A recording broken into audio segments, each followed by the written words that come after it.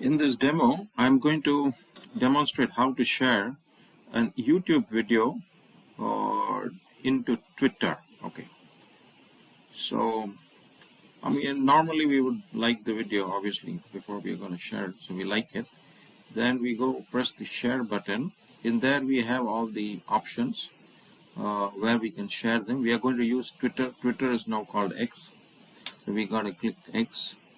It goes into the Twitter account that we are already logged into. I'm logged into my account, so it goes there. So here, this is what it is. Now, over here, normally the thumbnail should be visible.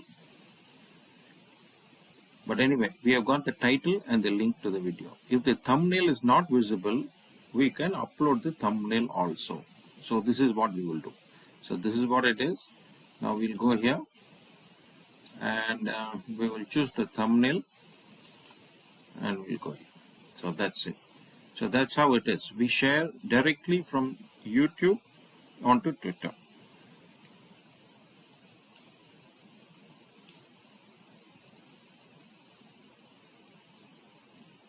So now it's here on Twitter. We can see if we click the link, it will go to the YouTube. And here is the visual, which is in the form of a thumbnail. It's as simple as that.